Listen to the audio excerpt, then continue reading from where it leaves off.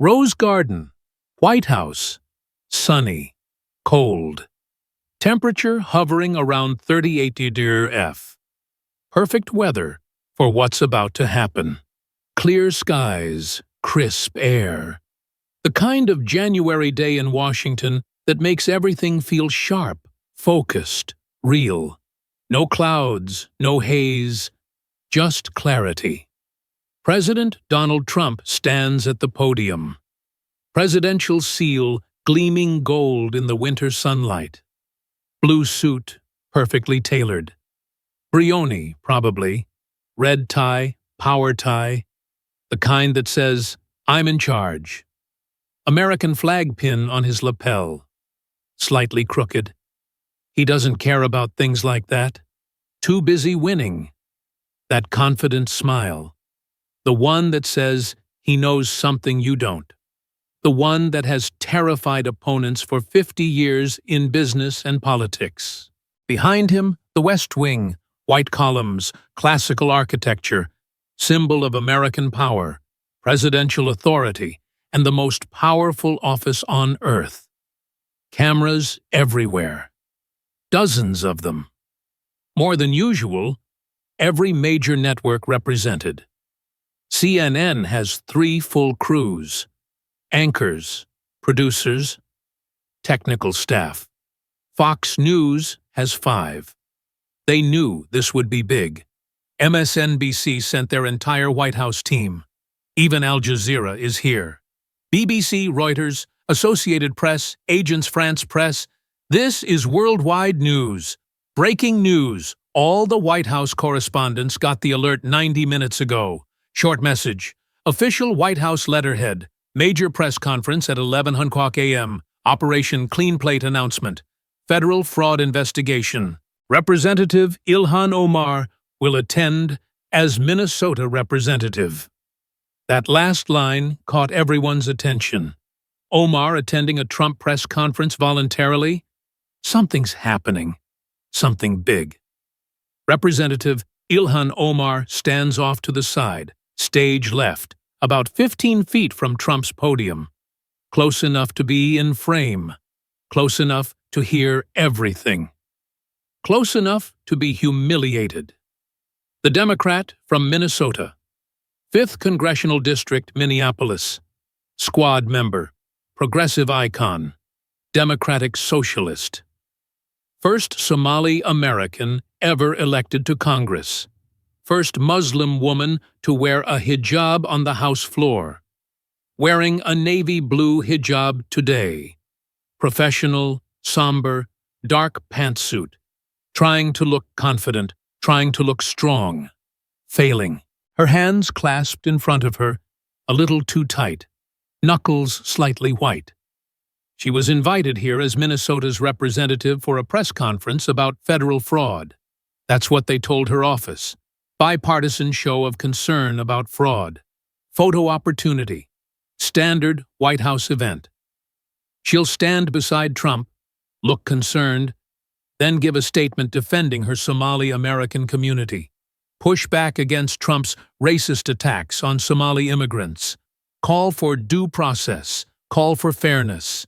Get some good clips for social media. CNN will love it. MSNBC will call her brave. The squad will rally around her. AOC will tweet support. Perfect optics. She has absolutely no idea what's about to happen. Press corps seated in neat rows. 80-plus reporters. Front 3 rows filled with the big names. Major networks. National newspapers. Political blogs. New media. Old media. All of them. Notepads out. Digital recorders ready. Smartphones ready. Cameras hot. Red lights glowing.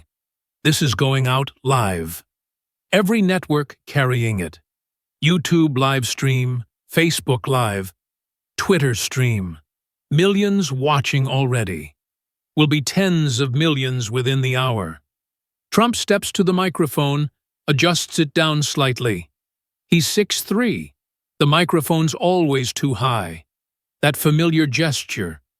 That showman's pause. He's done this thousands of times.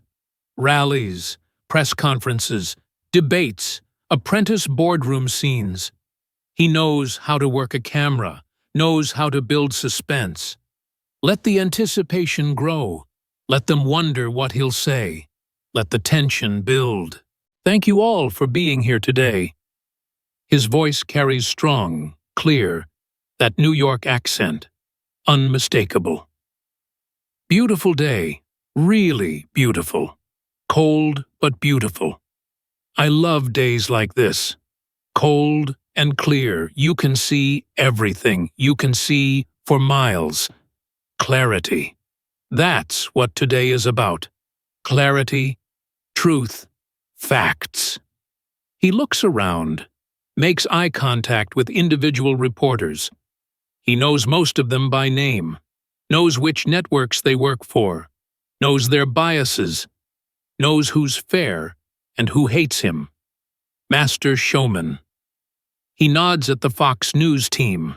Slight smile. They smile back. Then he looks at CNN. The smile disappears. They look down. Can't meet his eyes. He has that effect. We're here to announce Operation Clean Plate. Major federal investigation. Massive investigation. Multi-agency, FBI, IRS, Treasury, Justice Department, all of them working together. The biggest investigation in American history into welfare fraud, child nutrition fraud, COVID fraud, pandemic fraud, happening right now in Minnesota. Has been happening for years, under everyone's noses. $1 billion. That's billion with a B. Maybe more. Nobody knows the full extent yet. My investigators say it could be even higher. Could be 2 billion. We'll see. Stolen. Stolen from American children. From hungry kids who needed food. From taxpayers. From hard-working Americans. From you, from your family. From every American who pays their taxes honestly. He pauses. Let that number sink in. Let it breathe. Billion with a B. 1,000 million. The cameras zoom in on his face. Serious now. Presidential commander-in-chief face. This isn't rally Trump. This is President Trump. I've invited Congresswoman Ilhan Omar here today. He gestures to her with his left hand. She manages a tight smile, forced, uncomfortable. The cameras immediately pan to her. Zoom in, high definition, 4K. Zoom lenses, every micro-expression captured. She represents Minnesota's 5th District, Minneapolis, and surrounding areas where most of this fraud occurred, where criminals set up fake food sites, where fraudsters created shell companies, where people claimed to feed children who didn't exist, where hundreds of millions of dollars disappeared, where children went hungry while criminals bought mansions, luxury cars, BMWs, Mercedes, jewelry, traveled to Dubai, all on taxpayer money. Trump's voice hardens slightly. She also sponsored the legislation that enabled this fraud, made it possible, made it easy. The Meals Act of 2020. Her bill, her name on it, first sponsor.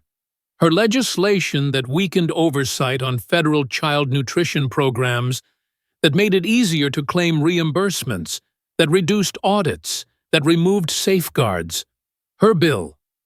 Omar's smile completely disappears, falters just for a second, but the cameras catch it. Every camera, every angle. Her lawyer standing behind her just out of frame, trying to be invisible. Tenses. His shoulders go rigid. This wasn't the plan. This isn't what they discussed with the White House Chief of Staff 3 days ago. This was supposed to be a standard announcement. Statement from Trump about the investigation. Statement from Omar about due process and not blaming entire communities. Questions from press about both statements. Standard procedure. Normal protocol. This is not normal. This is not standard. This is something else entirely. So I thought, Trump continues, voice casual again, conversational. Before we make the official announcement, before we hear the Congresswoman's prepared statement defending her community, before we get into the standard back and forth, I should ask her some questions. Presidential questions, important questions. Questions that need answers. Questions that the American people deserve answers to. Questions that have been ignored for too long. Questions that the media won't ask because they're too busy protecting her. He looks directly at the press corps on that last line, directly at CNN's chief White House correspondent. She shifts in her seat, uncomfortable. He's calling them out, calling out their bias, their protection of Omar, their refusal to ask hard questions.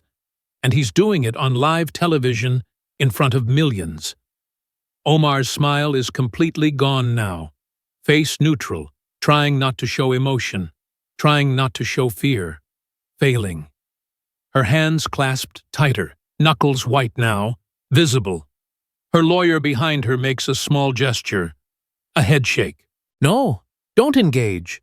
But there's nothing to be done. She's already here, already in the Rose Garden, already on camera. Too late to leave. Congresswoman Omar, Trump says, voice friendly, almost warm. Thank you for being here today. Thank you for coming. You didn't have to come. You could have stayed in your office on Capitol Hill, could have issued a written statement, could have sent an aide, could have declined the invitation. But you came. You showed up. That's very brave. Very brave. I respect that. I really do. So let's talk. Let's have a real conversation. Not talking points, not prepared statements.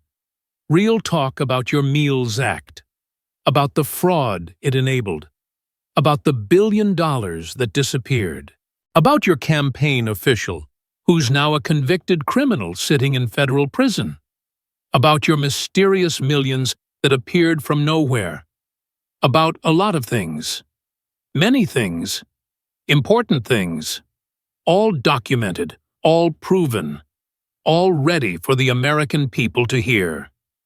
Trump reaches under the podium, pulls out a folder.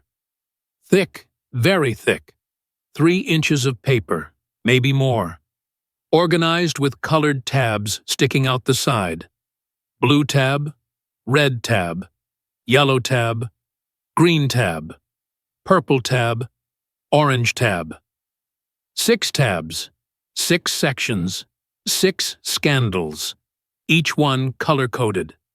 The kind of folder that trial lawyers use when they're about to destroy someone on cross-examination. The kind that defense attorneys fear. The kind that means someone's in serious, serious trouble. CNN's chief correspondent turns to her producer. Urgent whisper. Are we really seeing this? Is this actually happening? The producer nods, pale. We're live. We can't cut away. He's the president. Fox News cameras zoom tighter on the folder. This is television gold, pure gold. Their viewers are going to love this. Their ratings will be astronomical. And just so we're absolutely clear, Trump continues, tapping the folder for emphasis, so there's no confusion, no misunderstanding, no claims later that this wasn't fair or proper. I'm the President of the United States, the Commander-in-Chief. You're a guest at my house. Well, not really my house. The People's House, the White House, the most powerful building in the world, the center of American power. So, I'll ask questions, important questions. You'll answer them honestly, completely, truthfully, under the eyes of the American people. Then, after we're done, after you've answered everything, you can make your statement. You can defend yourself. You can explain. You'll have your chance. Full chance. Fair chance. Sound fair? Of course it does. Of course it's fair. Very fair. I'm a very fair person. People say Trump's not fair. Wrong. I'm extremely fair. Ask anyone who knows me. So, let's begin. Omar opens her mouth, tries to speak, tries to establish some ground rules, some parameters. Trump holds up his hand, friendly, almost gentle, that slight smile. But the hand is firm. Absolute presidential authority. The authority of the office. The power of the presidency. Not yet, Congresswoman. Not yet. I'm asking the questions first. That's how this works. That's protocol. Presidential protocol. The president asks questions first. Then you answer. Then we move forward. Simple, fair, democratic. The American way. First question. And I want you to listen very carefully, because this is extremely important. This is the foundation of everything else we're going to discuss today. Did you know when you sponsored and passed the Meals Act of 2020, did you know that it would enable the largest COVID fraud, the largest child nutrition fraud, the largest welfare fraud in American history? Did you know? Yes or no? Very simple question. Just answer yes or no. The Rose Garden erupts. Not questions, just shock, gasps, whispered reactions. This is unprecedented. The president is interrogating a sitting member of Congress on live television in the Rose Garden during what was supposed to be a standard press conference. CNN's correspondent actually says, "Oh my God," out loud. Her microphone picks it up, transmitted live. Fox News team is barely containing their excitement. Grins, nods. They've been waiting for this moment. MSNBC looks absolutely stricken. Their progressive darling, their squad icon, being publicly interrogated by Trump on camera. Nowhere to hide. This isn't a press conference. This is an ambush, a trap, a public execution. And the entire world is watching, but they can't intervene. Can't stop it. Can't do anything. He's the President of the United States. This is his house, his press conference, his rules, and he's asking legitimate questions about documented fraud. Questions that should have been asked years ago. Questions the media refused to ask. Omar's jaw clenches, muscles visible, tension radiating. She's grinding her teeth, trying to control her anger, her fear, her panic. All three fighting for dominance. "Mr. President!" Her voice is tight, controlled. Years of political training keeping it steady. The fraud was committed by criminals, by bad actors, people who exploited a program that was designed with good intentions to help hungry children during the pandemic. Stop. Trump's voice is firm. Not angry, not loud, just firm. Final. The voice of someone who's been in charge his entire life. Someone who's fired thousands of people. Someone who's run businesses worth billions. Someone who knows how to command. Stop right there. That's not a yes or no answer. That's not an answer at all. That's a deflection. That's a talking point. That's what your staff prepared for you to say. I didn't ask about the criminals. I didn't ask about good intentions. I didn't ask about the pandemic. I asked a simple question. Yes or no? Let me try again. I'll go slower this time. Make it very clear. Your bill HR, whatever number it was, your legislation, the Meals Act of 2020, the bill with your name on it as primary sponsor. Did you know at the time you wrote it, at the time you sponsored it, at the time you voted for it? Did you know it would be used by criminals to steal $1 billion from American children? Did you know that would happen? Yes or no? 2 options. Pick one. Omar tries again. Different approach. I cannot be held personally responsible for how criminals choose to exploit. So that's a no. Trump cuts her off. Decisive. You're saying no. You didn't know. You didn't know your bill was badly written. Didn't know it had no safeguards. Didn't know it removed oversight.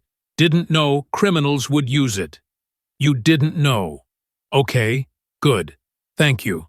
We're making progress here. Real progress.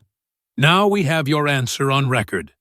You didn't know. That's either incompetence, meaning you wrote a bill so badly designed, so poorly thought out, so lacking in basic safeguards that it enabled $1 billion in fraud. Or it's a lie, meaning you did know, you knew exactly what would happen, and you let it happen anyway because it benefited your community, your constituents, maybe even you personally. We'll figure out which one it is. We have investigators, lots of them. FBI, very good at their jobs. IRS, probably the best investigators in the world. Treasury, Financial Crimes Division. They're all looking at this very carefully, very thoroughly. They'll find the truth. Trust me, they always do. Trump flips open the folder. First blue tab, the fraud section. Dozens of pages, documents, reports, charts, evidence, all organized, all ready, all devastating. Next question. He reads from a document. Your campaign official, your political supporter, your friend, a man named Guhad Hashi Said.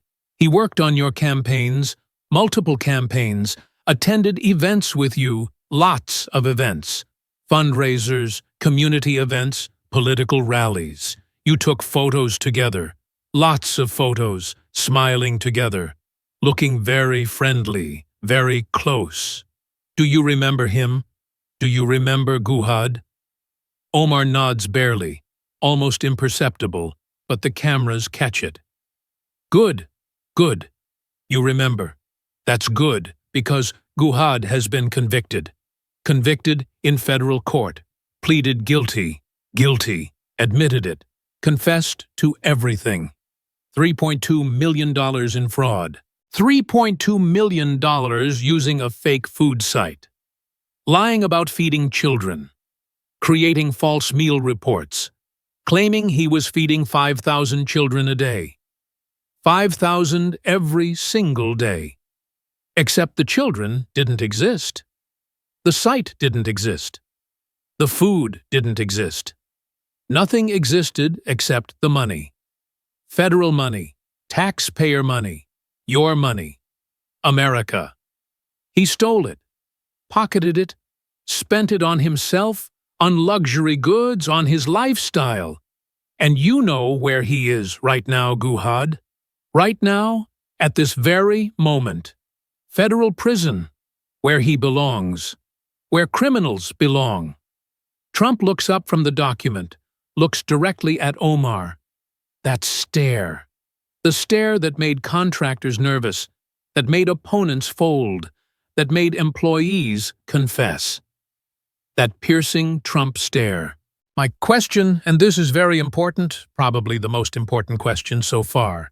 Did you know he was stealing? Did you know your campaign official, your supporter, your friend was committing federal fraud? Did you know he was stealing from children? Yes or no? The cameras zoom in tight on Omar's face. Extreme close-up, color draining visibly. You can see it happen in real time. She went from a healthy complexion to gray, ash gray, the color of fear, of guilt, of being caught. Realization setting in, complete understanding washing over her face. This isn't just about fraud in Minnesota. This isn't just about the Meals Act. This is about her money, her crimes, her corruption. This is about everything. Every scandal, every lie, every fraudulent dollar. And Trump has it all. Every piece of evidence, every document, every witness, every transaction. This is going to be bad. very bad. Possibly career-ending bad. Possibly prison bad. Mr. President, her voice shakes now. Training breaking down, fear breaking through. I think we should follow proper procedure and allow law enforcement to— You think we should talk about this? Trump interrupts, almost cheerful, enjoying this. He's a performer, always has been, loves the big moments, lives for them. I absolutely agree 100%. That's exactly why we're here. That's why I cleared my morning schedule. That's why I invited you. That's why I set up this press conference. That's why millions of Americans are watching right now. Probably tens of millions by now. Maybe 100 million worldwide. Everyone wants to know. Everyone deserves to know. Record viewership.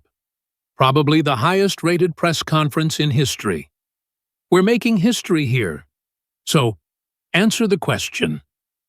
Did you know your campaign official, the man in your photos at your events supporting your campaigns, was stealing millions of dollars from American children? Yes or no? Silence. Complete silence. 5 seconds. 10. 20. The only sound in the rose garden is the clicking of cameras. The soft mechanical click, click, click of professional DSLRs. The quiet rustle of reporters shifting in their seats. Someone coughs, tries to suppress it, fails. That's it. That's all. The press corps doesn't know where to look. This is painful, awkward, brutal, like watching a car crash in slow motion. Even the CNN reporters look uncomfortable. This is their ideological ally being destroyed. But they can't look away. No one can look away. 30 seconds. 40. Omar still hasn't answered. Can't answer. Either answer destroys her. Yes means she knew. Knew and did nothing. Covered for a criminal. Participated in fraud. No means she's incompetent. Didn't know her own campaign official was a criminal. Didn't vet her supporters. Didn't notice millions being stolen right under her nose. Both answers are terrible, so she says nothing. We'll come back to that one, Trump says, casual, like this is normal. Like interrogating members of Congress on live TV is just another Tuesday. Put a pin in it. We'll revisit it.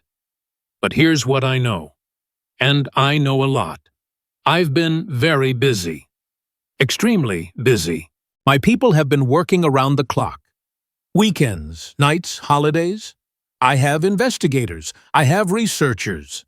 I have accountants, forensic accountants, the best in the world.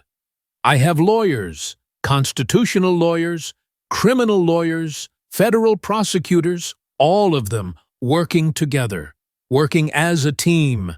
And we found some very interesting things, shocking things, unbelievable things about you, Congresswoman, about your money, about how you went from broke to multimillionaire, about your husband, about how he went from broke to multimillionaire, about your friends, about their money, about your campaigns, about everything.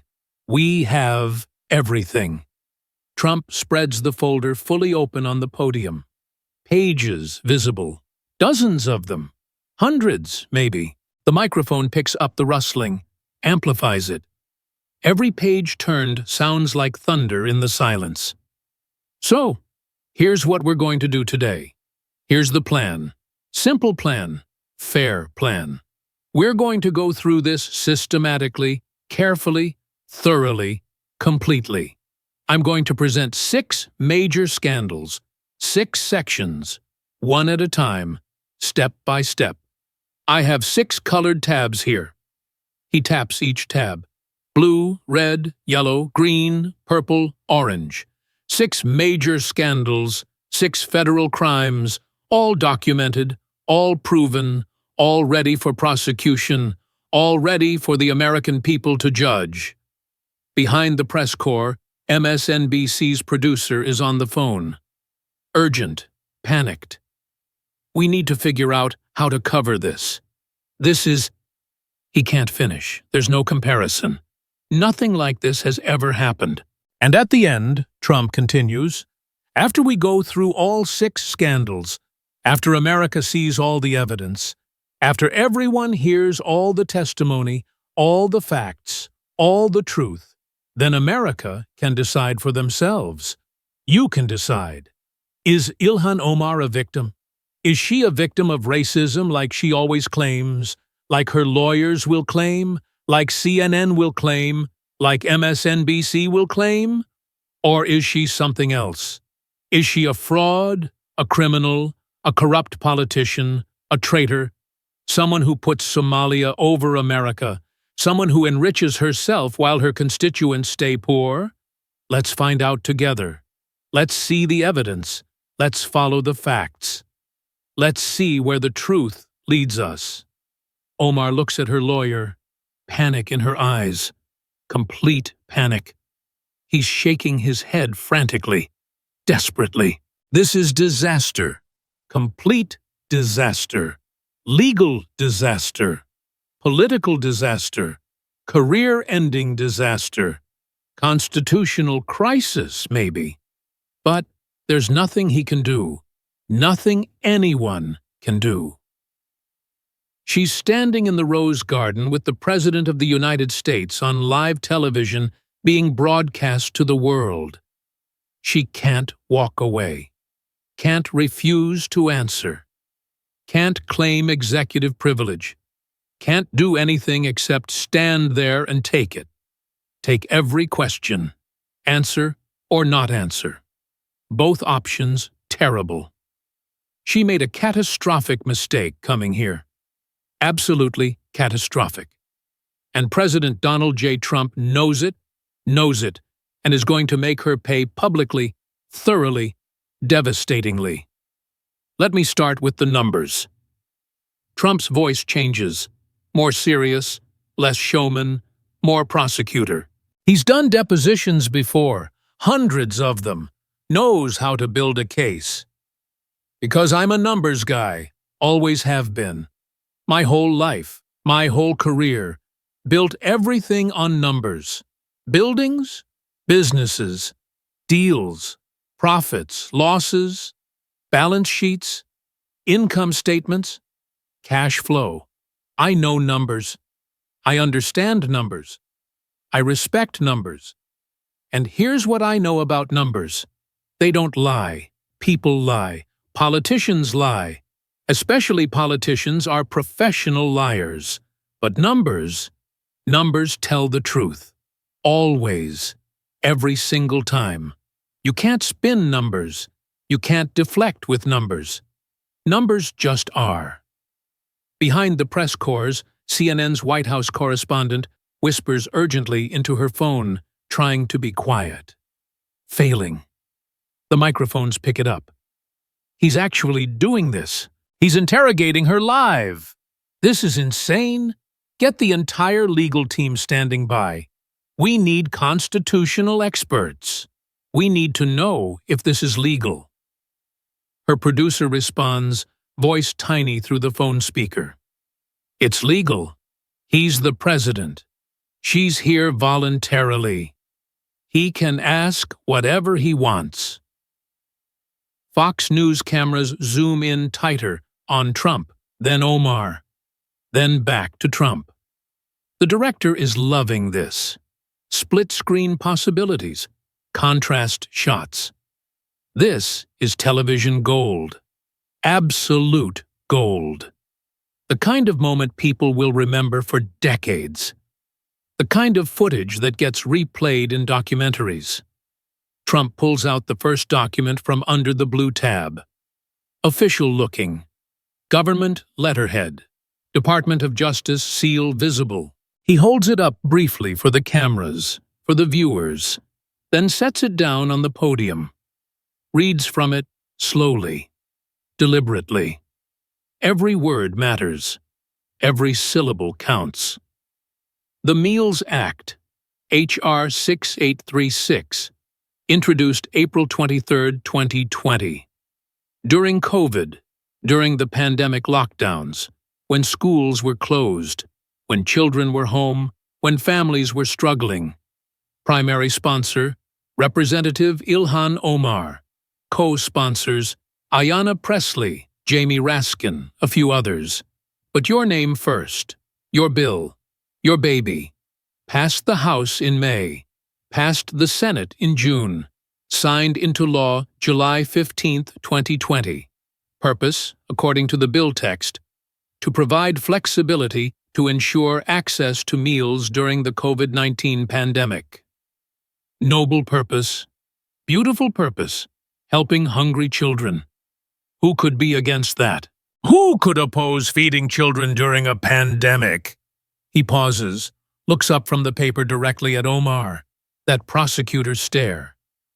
Except that's not what happened. That's not what it actually did. Your bill weakened oversight. Massively weakened it. Made it easier to claim federal reimbursements for feeding children. Much easier. Removed verification requirements. Reduced auditing frequency. Eliminated site visits. Removed background checks. Basically said, if you claim you're feeding children, we'll trust you. We'll send you money. Lots of money. Federal money. Taxpayer money. No questions asked. That's what your bill did. In the name of emergency. In the name of helping children quickly. In the name of flexibility. But really, it created the biggest fraud opportunity in American history. Trump pulls out another document, a chart with red bars and numbers. Shocking numbers. He holds it up for the cameras, lets them zoom in, lets America see. Here's what happened next. Feeding Our Future, the main nonprofit based in Minneapolis, your district, your constituents. They claimed they were feeding hundreds of thousands of children daily through schools, through community centers, through mosques, through daycare centers. They claimed millions of meals. Millions. And the federal government, our government, sent them money. Lots of money. Using the flexibility your bill created. Using the loosened oversight your bill enabled. He sets down the chart, looks at the numbers himself, shakes his head, disgusted. $250 million. That's what we've proven so far. That's what's been convicted in federal court. $250 million. But prosecutors think it's much higher. Much higher. They think the total fraud could reach $1 billion, maybe more. Because the oversight was so bad, because the records were so poor, because your bill made it so easy to lie, we may never know the full amount. Trump's voice rises slightly. Controlled anger, presidential indignation. Want to know what they were really doing? Want to know the truth? No food, no children, no meals, nothing. Empty buildings, fake addresses, ghost kitchens. Some sites were literally just parking lots, empty lots. One address was a closed restaurant. Another was someone's house. No kids, no food, no nothing.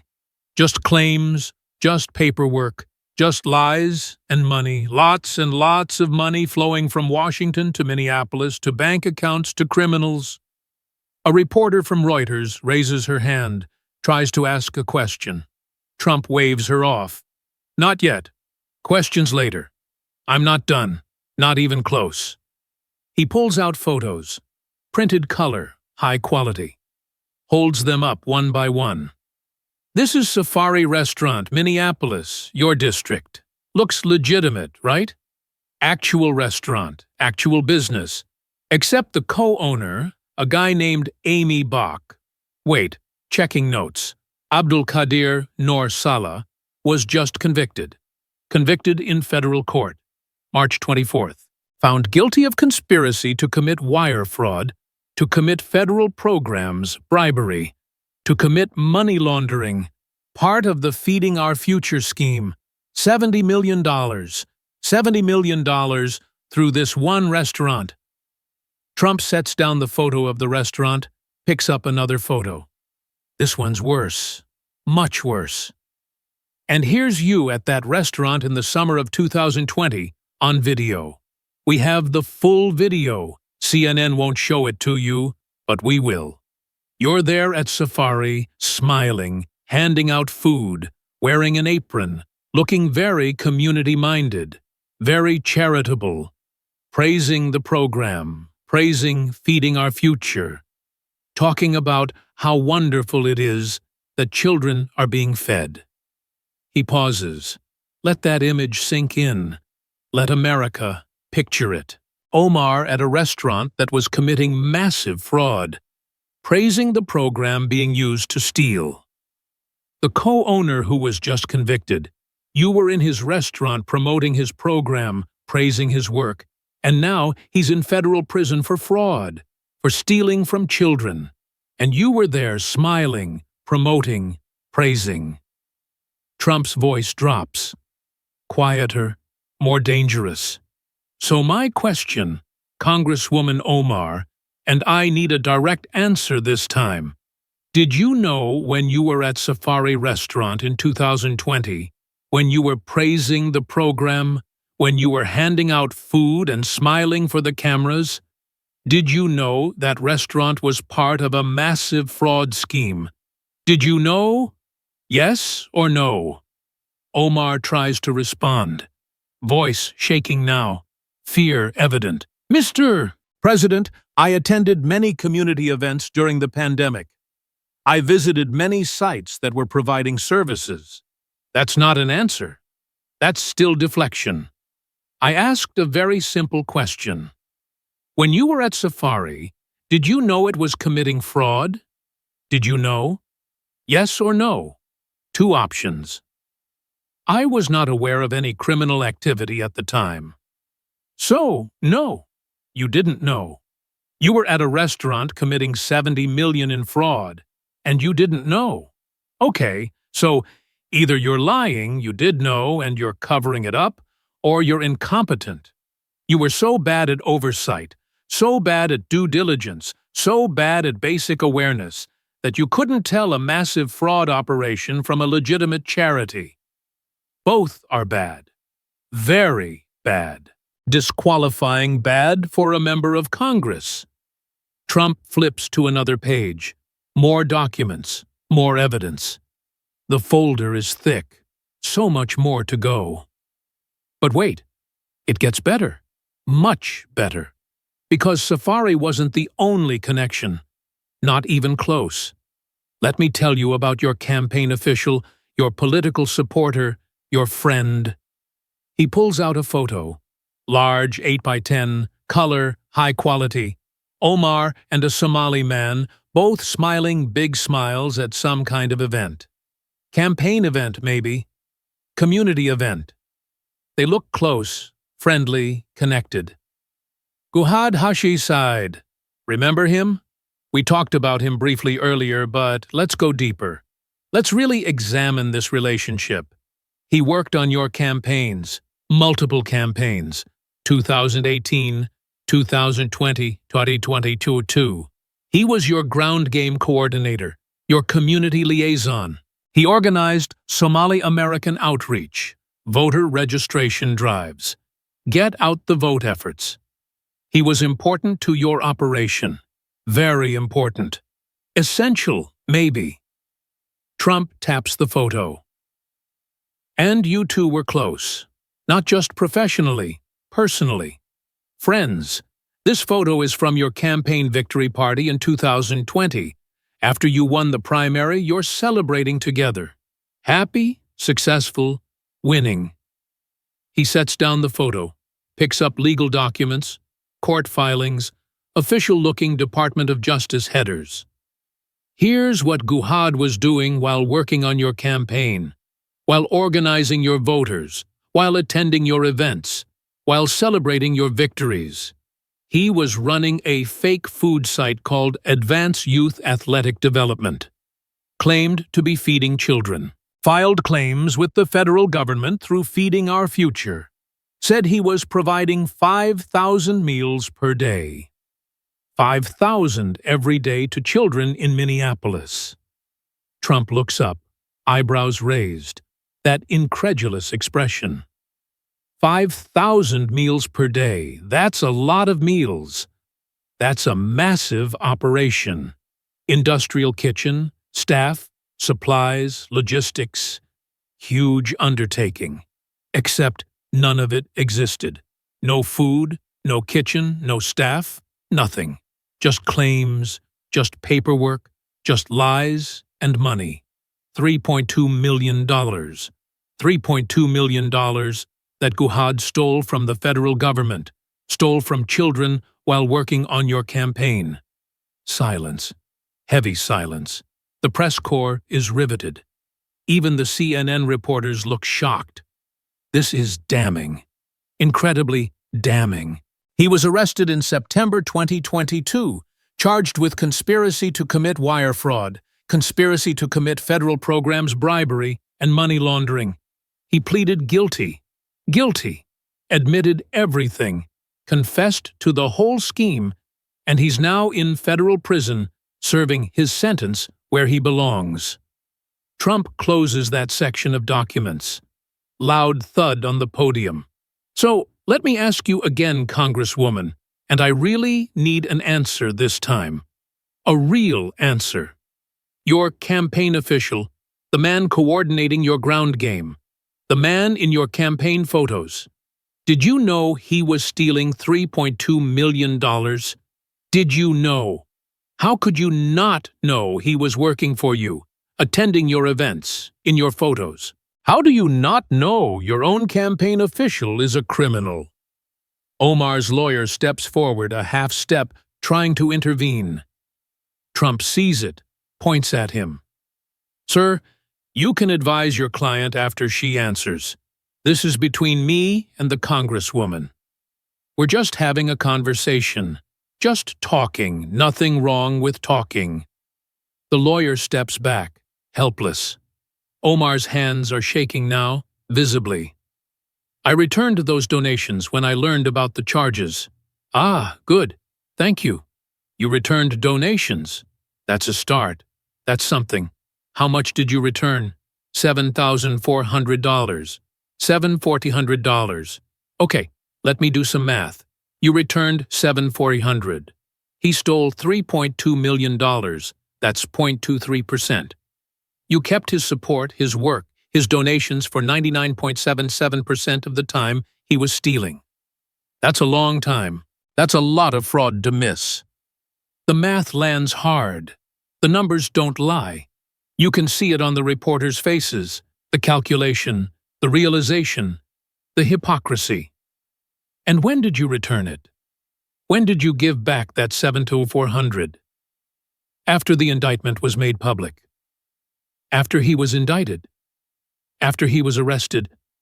After it was in the newspapers. After it was too embarrassing to keep. Not before. Not when he was stealing. Not when children were going hungry. After it became public. After you had no choice. That's when you returned it. And you call that accountability. Trump shakes his head, disappointed, the way a father might look at a disappointing child. Let me paint the full picture for America, for everyone watching. Your Bill the Meals Act weakened oversight so much that it enabled $1 billion in fraud. You attended events at restaurants that were committing massive fraud. You praised the program being used to steal from children. Your campaign officials stole $3.2 million. You took his money and support for years, only returned it after he was arrested. And now you want me to believe you knew nothing. Absolutely nothing. You're either the unluckiest politician in history surrounded by criminals purely by coincidence, or you're lying. You knew. You participated. You benefited. Maybe you even profited. We'll see. My investigators are looking at that very carefully. He counts on his fingers one by one, making sure America sees, making sure the cameras catch every gesture. 78 people indicted, most from your district, most from your community, most Somali Americans, your constituents, your voters, your supporters, and you, the representative who's supposed to watch out for them. You enabled it with bad legislation. You celebrated it at fraud sites.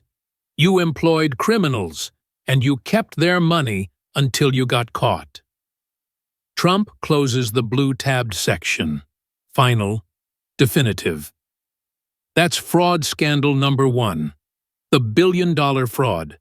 Your bill, your district, your supporters, your criminals, your responsibility. And we're just getting started. Not even close to done. Because the fraud is just the first scandal. Just the appetizer. Now, we get to your money, your mysterious money, your millions that appeared from nowhere. This is where it gets really interesting, really suspicious, really criminal. He flips to the red tab.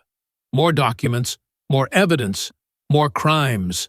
In the press corps, MSNBC's correspondent has her head in her hands. This is a massacre, an absolute massacre. Fox News team is grinning, taking notes. Can't believe their luck. This is going to dominate news cycles for weeks. Omar looks at her lawyer again, more desperate this time. He shakes his head. Nothing to do. Nowhere to go. Just have to endure. Next up, Trump says, that showman's smile returning. Your $30 million. The money that magically appeared in your bank account. Let's talk about that. Because America wants to know, where did it come from? Let me ask you something very simple, Congresswoman. Trump's voice changes again. Less prosecutorial, more conversational, like he's genuinely curious. Are you a millionaire? Simple yes or no question. Are you a millionaire? Omar hesitates. Fatal hesitation. Everyone watching notices. The pause is too long. Way too long. If the answer was no, she'd say no immediately, firmly, confidently. The pause means something else. Means yes, or means it's complicated. Either way, means trouble. Because you've said many times on television, in interviews, in written statements, that you're not a millionaire. You've said it a lot, many, many times.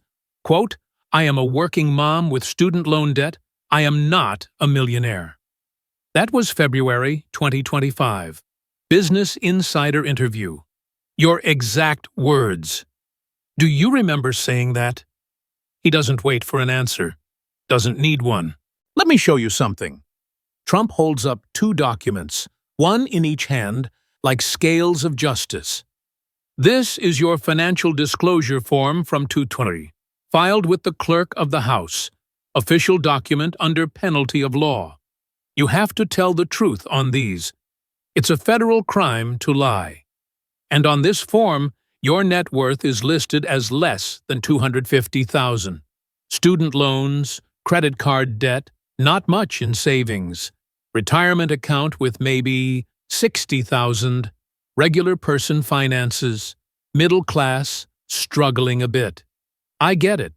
Congress doesn't pay that well, $174,000 a year. Good salary, but not great. Not for living in 2 cities, not with a family, not with student loans. So, less than $250,000 net worth. Makes sense. He sets down that document, holds up the other one higher, makes sure everyone sees it. This is your financial disclosure form from 2024. 1 year later. Same job, same salary, same congresswoman.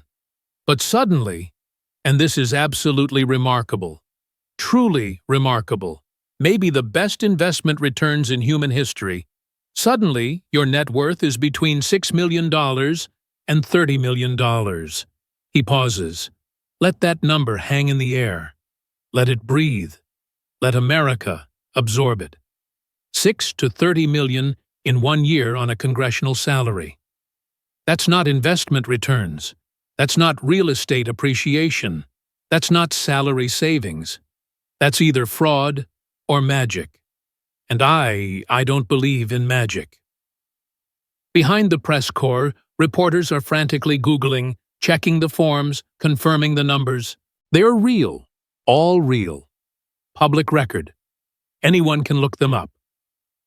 Fox News puts the numbers on screen. $250,000, $30,000 in 1 year. So, Congresswoman, I'll ask again. Are you a millionaire? Because according to your own disclosure, the form you signed under penalty of perjury, you're worth up to $30 million. That makes you a millionaire, a multimillionaire, one of the wealthiest members of Congress. So, when you told Business Insider you're not a millionaire, were you lying? Or were you lying on your disclosure? Because one of them has to be a lie. Can't both be true. Omar tries to speak, voice barely audible. My husband's businesses are listed on the disclosure. But that doesn't mean… Ah, yes, your husband, Tim Minette. We'll get to him in detail later. Trust me. We'll get to him. But first, let's talk about these businesses. These magical businesses that went from worthless to worth millions in 12 months. Let me read the details. Trump pulls out a breakdown sheet. Printed charts, numbers, all organized. Business number 1, E Street Group. Wait, checking notes. Let's look at the winery. According to your 2023 disclosure, this winery was worth less than $50,000. Small operation, startup, not profitable yet, whatever. Wineries take time. I understand business. But on your 2024 disclosure, suddenly worth $1 to $5 million. He looks up. That Trump look, eyebrows raised, skeptical. 100 times increase in value. 100x returns in 1 year for a winery. Now, I've been in real estate my whole life. I know about property values. I know about business valuations. And I'm telling you, wineries don't go up 100 times in value in 12 months. They don't. It doesn't happen. Not naturally. Not legitimately. Trump pulls out more documents, court filings, legal papers. And here's what makes it really interesting. Really suspicious. Investors in this winery, actual investors who put in real money, their life savings in some cases, they're suing. They filed lawsuits. They say they lost everything. They say the winery is failing, can't pay bills, can't turn a profit, can't deliver on promises. One investor said, and I'm quoting from the court filing here, "We were defrauded, promised returns that never came, promised success that never happened. Our money is gone." He sets down the court documents, looks directly at Omar. So explain this to me. Help me understand. Investors say the winery is worthless. Say they lost everything. Say it's failing. But on your disclosure, it's worth millions. How does a failing winery that defrauded investors become worth millions? Someone's lying. Either the investors are lying, and they're lying under oath in court, which is perjury, or you're lying on your disclosure. Which is it? No answer. Omar looks down. Can't meet his eyes. Can't meet the cameras. The body language says everything. Business number 2, Trump continues relentless. Rose Lake Capital, venture capital firm. Your husband's firm, his and his partners. Now, this one is really special. This one is my favorite because the numbers are so ridiculous, so impossible, so obviously fraudulent. He holds up court documents, more filings, more legal paperwork. In 2024, this firm was involved in a marijuana business lawsuit, a cannabis company in South Dakota. The lawsuit required financial disclosures, discovery, documents under oath. And in those documents, court documents, so it's official, it's legal record, Rose Lake Capital reported having exactly $42 for forfeitures in its bank account. $42? That's not a typo. That's not missing zeros. $42.44. That's less than a nice lunch in Washington, D.C. Trump pauses. Let that sink in. $42, the absurdity of it. But on your congressional disclosure filed the same year, the same period, this same company, Rose Lake Capital, is listed as being worth $5 million to $25 million, from $42 to $25 million. That's not business growth. That's not investment returns. That's not a market change. That's fraud. Clear fraud. Obvious fraud. Provable fraud. He spreads out the documents. Court filing showing $42, congressional disclosure showing $25 million. Side by side, the contrast is damning. So, Congresswoman Omar, explain this. Help America understand. How does a company with $42 in the bank become worth $25 million on your disclosure? What happened? Did someone deposit $25 million? Where did it come from? Whose money is it? Why isn't it in the bank account? Why does the court say $42, but you say $25 million? Silence. Complete silence. Omar has no answer, no explanation, no defense, because there isn't one. The numbers speak for themselves. Here's what I think happened. Trump leans on the podium, casual, conversational, like he's explaining something obvious. I think you took money, lots of money from somewhere. Maybe fraud money from your district. Maybe foreign money from Somalia. Maybe terror money. We're investigating all of that. And you hid it. You hid it in your husband's businesses, made them look valuable on paper, claimed millions in wealth. But the money came from somewhere dirty, somewhere illegal, somewhere criminal. And now you're caught. Fox News puts up a graphic. The numbers, the comparison, the timeline. It's devastating, undeniable. MSNBC looks ill. Their progressive icon is being destroyed with her own documents. And here's the kicker, the final piece. During all of this, while the winery was failing, while Rose Lake had $42, while investors were suing, while you were claiming to be broke with student loans, your husband's companies received hundreds of thousands of dollars from your campaigns. Your political campaigns paid his businesses. We'll get to that in the next section. But just to preview, $278 million. Your campaigns paid your husband's companies $278 million. And then those companies magically became worth millions. Convenient. Very convenient. Suspiciously convenient. Trump closes the red-tabbed section. Loud. Final. So that's scandal number 2. The mysterious millions. You went from broke to multimillionaire in 1 year. Your husband's businesses went from worthless to millions. Court documents show empty bank accounts.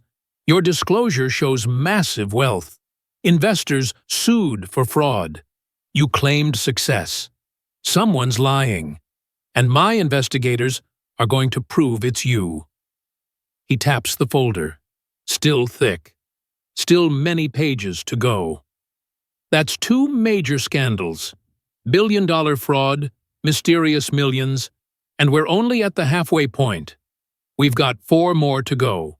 Your husband payoff, your marriage fraud, your anti-Semitism, your Somalia loyalty, all documented, all proven, all ready for prosecution. Trump looks at his watch. Cartier, gold, expensive. We've been going 40 minutes. You holding up okay, Congresswoman? Need water? Need a break? No? Good, because we're moving faster now. The next 4 are going to go quicker, much quicker. Let's talk about how you paid your husband millions before you married him, while you were having an affair, while you were both married to other people. This is the fun part. Really juicy stuff. Tim Minette, your husband. Let me tell you about Tim Minette. Nice guy, good-looking, smooth talker, consultant. I don't know him personally, never met him, but I know about him. I know a lot about him. My team has done extensive research, very extensive background checks, financial records, travel records, everything. And what we found is very interesting, very suspicious, very incriminating. Trump opens the yellow tab. Campaign finance records pile up. FEC filings, thick stack, the kind that shows where every single dollar goes, every payment, every vendor, every transaction. Behind the press corps, Fox News puts up a graphic. Omar campaign payments to husband's firm. The numbers are shocking even to people who thought they knew the story. Tim Minette ran a consulting firm called E Street Group. Him and his partner, a guy named Will Haler. They did political consulting, the usual stuff, digital advertising, Facebook ads, Instagram, Twitter, fundraising emails, direct mail campaigns, voter outreach, database management, the standard campaign services. And in 2020, your campaign hired them. Your re-election campaign paid them a lot. A whole lot. More than any House campaign should ever pay consultants. He reads slowly from an FEC report, official document, public record. $2.78 million, almost $3 million for one congressional campaign, one House race in Minnesota, a safe Democratic district, a seat you were going to win easily. But you paid this firm, your future husband's firm, $2.78 million. Let me put that in perspective. The average House campaign spends maybe $2 million total on everything. Ads, staff, travel, everything, on everything. You spent almost $3 million just on one consulting firm, one firm run by the man you were having an affair with. Trump looks up, that knowing smile, the one that says he's about to drop a bomb. Now, here's the timeline. This is important. Follow along carefully. In 2019, you and Tim start working together, traveling together a lot. Your schedules match up perfectly. Same flights, same airports, same cities, same hotels. Denver, Los Angeles, New York, Chicago, Seattle, all over the country together. Very close. Very intimate. Lots of alone time. His wife, Beth Minette, notices. Of course she notices. Wives always notice. She gets suspicious, hires lawyers, good lawyers, expensive lawyers, and in her divorce filing, she says exactly what's happening. No ambiguity, no uncertainty, direct accusation. He holds up divorce documents, official court filings, public record. Anyone can look them up. Quote, from Beth Minette's divorce petition filed September 2019, defendant's travel and work hours appear to be related to his ongoing relationship with Ilhan Omar. Not professional relationship, not working relationship, ongoing relationship. That's affair language. That's marriage-ending language. That's his wife under oath in court naming you specifically as the reason her marriage ended. Blaming you, saying you destroyed her family. Trump sets down the divorce papers. Dramatic loud thud on the podium. Now, affairs happen. People make mistakes. Marriages end. I get it. I've been divorced. It happens. I'm not judging personal lives. I'm not the morality police. But here's where it becomes my business. Here's where it becomes illegal. Here's where it becomes criminal. He pulls out more FEC reports, highlighted numbers, yellow markers showing the payments. While this alleged affair is happening, while you're traveling together, while you're staying in the same hotels, while his wife is filing for divorce and naming you, your campaign is paying his firm millions, $2.78 million. That's not just consulting fees. That's not market rate for services. That's something else. That's payment for silence. Maybe that's compensation for loyalty. That's hush money. That's a bribe. That's something illegal. Trump flips through page after page of FEC reports. Look at these payments. March 2020, $96,000 to E Street Group. April 2020, $120,000. May, $147,000. June, $203,000. Month after month after month. Payments for what? What services? What deliverables? You won your primary easily. You won your general easily. Safe seat. No real competition. But you paid millions. He looks directly at Omar. That prosecutor's stare. The one from depositions, from courtroom cross-examinations. So my question, and I really need an honest answer here. Did you pay Tim Minette millions to keep him quiet? To not talk about the affair? To stay loyal during the scandal? Because $2.78 million is way too much money for a House campaign. Way too much. It's a suspicious amount. The kind of amount that makes federal investigators very, very interested. The kind of amount that gets people indicted for campaign finance violations. Omar tries to respond, voice shaking. Mr. President, E Street Group provided legitimate campaign services that were properly reported. Stop! Don't give me boilerplate. Don't give me lawyer speak. I asked a simple question. Did you pay him millions because of the affair? Yes or no?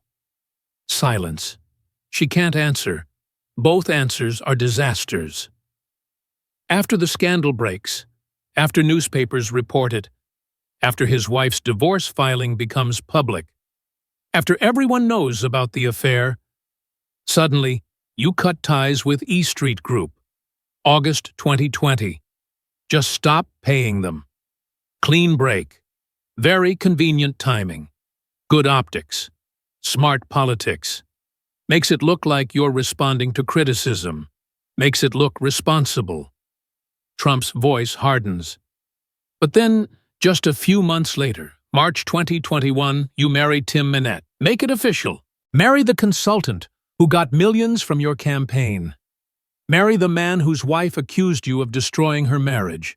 Marry the affair partner. And suddenly, his businesses are worth millions on your financial disclosure. The same businesses that were broke a year earlier. Very convenient, very suspicious, very criminal. He closes that yellow section. Loud. Definitive. So that's Scandal 3. $2.78 million to your future husband's firm while having an affair, while his wife was divorcing him because of you. Then you marry him. Then his businesses magically become worth millions. That's not love. That's money laundering. That's campaign finance fraud. That's corruption. Ahmed Noor Saeed Elmi. Who is he? That's the question everyone's been asking for years. And you've never really answered. Never directly. Never honestly. Today, you're going to answer. Trump pulls out old marriage records, immigration documents, school records. You married Elmi in 2009. Legal marriage, filed paperwork, made it official. Stayed married until 2017. 8 years. But here's the problem. Multiple problems. Educational records from the UK show Elmi's father has the same name as your father. Same exact name. He holds up the documents. Now, that could be coincidence. Somali names, common names maybe. Except you, Ahmed Hirsi, the guy you were with before, the guy you're with now, and Ahmed Elmi all lived at the same address. Same house together in Columbia Heights, Minnesota. That's not normal. That's suspicious. Trump's voice hardens. And here's the smoking gun. Tax fraud. Your tax returns, 2014 and 2015. You filed jointly with Hersey, but you were legally married to Elmi. Can't file jointly with someone you're not married to. That's tax fraud. Federal crime. He taps the tax documents. So, here's what investigators think. You married Elmi for immigration fraud. Helped a relative, possibly your brother, get citizenship, then committed tax fraud by filing with Hersey. 2 federal crimes. And when we asked you to take a DNA test to prove Elmi isn't your brother, you refused multiple times. If he's not your brother, why refuse? Clear your name. Move on. But you won't, because you can't. Because it's true. April 26, 2024, Columbia University. You visited during the anti-Israel protests, while Jewish students were being harassed, while people chanted, "Death to Jews," and you called Jewish students pro-genocide. Those students, American citizens, kids trying to get an education, you called them pro-genocide for supporting Israel. Trump's voice is cold, angry. Since October 7th, 78% of American Jews feel less safe. That's what happens when members of Congress spread hatred. When you say all about the Benjamins, about Jewish support for Israel, that's anti-Semitic. When you call Israel evil and compare them to the Taliban, that's anti-Semitic. When you vote against Iron Dome funding, a defensive system protecting civilians, that's anti-Semitic. He pulls out photos of vandalized synagogues, Jewish students attacked. This happened in America while you spread hate, while you called Jewish students genocidal, while you empowered anti-Semites. These are consequences of your rhetoric. And House Resolution 1207 to censure you. It failed because Democrats protected you. But America sees the truth. Trump leans forward. Simple question. Does Israel have a right to exist? Yes or no? Omar won't answer. Can't answer. The silence says everything. Your silence tells America everything they need to know. January 24th, 2026. Speech to Somali Americans in Somalia. You called Somalia your home, not America. Somalia said, "We Somalis, not we Americans," like you represent Somalia in Congress, not Minnesota. Trump's voice is sharp, cutting. You oppose U.S. recognition of Somaliland. Why? Because Somalia doesn't like it. You're representing Somalia's interests, not America's. You work with CAIR, organization with documented Hamas ties. FBI identified them as Hamas supporters. But you work with them. Why? He pulls out Treasury documents. And now Treasury is investigating whether fraud money from Minnesota went to al-Shabaab terrorists in Somalia, Al-Qaeda affiliate terrorists, investigating whether money meant for American children ended up funding terrorism. And you're right in the middle. Your bill, your district, your community, your campaign officials. Treasury investigating terror funding. Trump's voice drops, deadly serious. If we find money went to terrorists, if we find you knew, if we find you facilitated it, that's not fraud. That's terrorism. That's treason. That's execution-level crimes. And my FBI director, Kash Patel, is personally investigating. You should be very worried. Very, very worried. 3 hours after the Rose Garden press conference, every network is still covering it. CNN plays highlights on loop. Fox celebrates. MSNBC tries to spin, but can't. The evidence is overwhelming. By sunset, Democratic leadership abandons her. Representative Omar must address these serious allegations. Translation. you're on your own. Within 24 hours, federal investigations are announced. Justice Department, campaign finance, marriage fraud, tax fraud, Treasury, terror financing, IRS, financial disclosure fraud, House Ethics Committee, multiple violations. But the real story happens in Minneapolis. Sarah Chen stands outside Lincoln Elementary School. Teacher, 22 years, never enough funding. That $1 billion was supposed to feed kids like Marcus. She holds up a photo of a young boy, 8 years old. Instead, criminals stole it. Omar's bill let them. Omar's friends stole it, and President Trump exposed it. That's not racism, that's justice. Imam Abdullahi Hassan speaks from his Minneapolis mosque. Somali American, legal immigrant, citizen.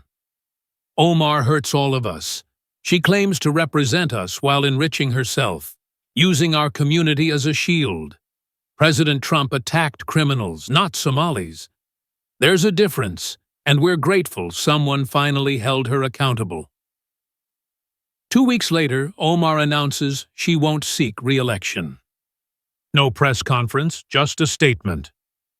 After consideration, I've decided not to seek re-election. Proud of my service. Thank you, Minnesota. Translation: career over. Too many scandals, too much evidence, too much truth. Federal investigations continue. Her legacy: fraud, corruption, betrayal. Trump holds a follow-up press conference. Look, I don't take pleasure in this, but somebody had to expose the corruption, the fraud, the lies. Media wouldn't do it. Democrats wouldn't do it. So I did. With evidence, with facts, with truth. And now she's done. Career over. Justice served. That's what I do. Drain the swamp. One fraud at a time. This story matters. For years, Ilhan Omar hid behind identity politics, called critics racist, used her refugee status as a shield, and it worked. Media protected her. Democrats defended her. Until President Trump exposed everything, in 73 minutes, in the Rose Garden, on live television. 6 scandals, all documented, all proven, all devastating. If this gave you satisfaction, if you're tired of corrupt politicians hiding behind identity, hit that like button. Share this. Let people know what happened. Let them see how Trump destroyed Omar with evidence and truth. Comment what other squad members need this treatment. AOC, Tlaib, Presley. Subscribe for more accountability, more truth, more justice. The swamp is deep, but we're draining it. One corrupt politician at a time.